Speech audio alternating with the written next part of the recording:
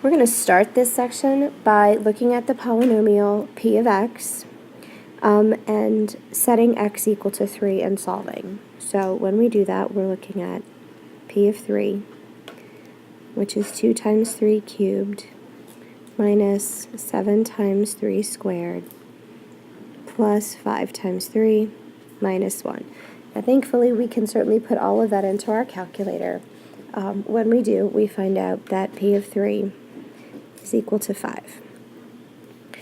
The next thing that we'll do is actually divide the same polynomial p of x by x minus 3. In order to do this, we will use synthetic division.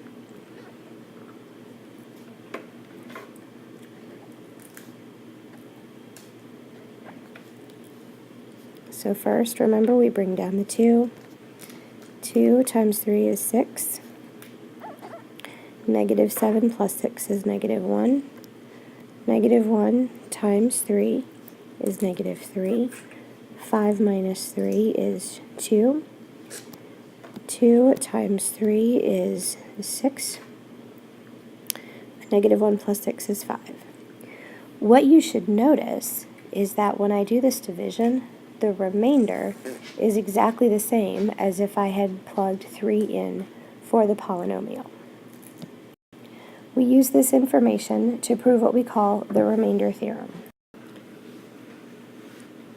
So the proof of this theorem, first of all, we are going to say that q of x is going to be the quotient and r is going to be the remainder when the polynomial p of x is divided by x minus c. And what we're going to prove is that p of c is equal to r. So here's what we do. We say, okay, well, there's p of x is equal to q of x times x minus c plus r. So now we'll replace x with c. So we take p of c is equal to q of c times c minus c plus r. Well, c minus c is 0, and 0 times anything is 0. So we end up with p of c is equal to r. That is the remainder theorem. Why would you want to do this? Well, you have to consider the fact that, especially prior to calculators, plugging a value into a polynomial may have been more of a challenge than simply doing a synthetic division. So that's why you might want to do this, and when you do, it's called synthetic substitution. So this is the remainder theorem, which is also in your notes. We've got p of x as a polynomial of some positive degree n. For any number c, this is what our quotient looks like, and that's actually something that we did in the last class period, but it tells us that q of x is a polynomial of degree n minus 1, meaning that if the degree of p is, for example, 4, it's x to the 4th power, then q will be 1 degree lower, or it would be x to the 3rd power. The next theorem we'll look at is the factor theorem. I'm not actually going to prove this, but it's an extension on the remainder theorem. Really what it's saying is that any polynomial has x minus r as a factor if, when you do your synthetic division, you end up with a remainder of 0, or r is a root of the equation, meaning that when you plug r into p, you get 0. Like most things, it's easier to see than to read or hear, so we're going to use synthetic division to find the value of the polynomial at negative 5. So we put negative 5 into our synthetic division. 1x cubed, 2x squared, negative 1x, and 4. 1 times negative 5 is negative 5. Negative 3 times negative 5 is positive 15. 14 times negative 5 is negative 70. And we end up with a remainder of negative 66. So what that means is that if I plug negative 5 in for x, the answer that I would get is negative 66. You probably should pause this video and plug it into your calculator and see if I'm right. The next question asks if the binomial x minus 2 is a factor of p of x. So the way that we're going to figure out whether or not it's a factor is we're again going to do some synthetic division. So we have 1x to the 4th, negative 4x cubed, 5x squared, 4x, and negative 12. Bring down the 1. 1 times 2 is 2. Negative 2 times 2 is negative 4. 1 times 2 is 2. 6 times 2 is 12.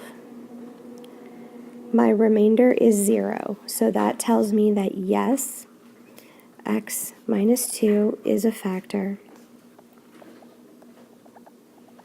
of p of x. All right, the next question asks us to find a polynomial whose roots are 0 and negative 1, and it tells us that negative 1 is a double root. Remember what we have learned about double roots. Graphically, they bounce off the x-axis, but it also means that that term shows up as a root twice. So if we're thinking about roots, we know that x minus 0 has to be a root of the equation, and x minus 1 squared has to be a root. Those are our factors.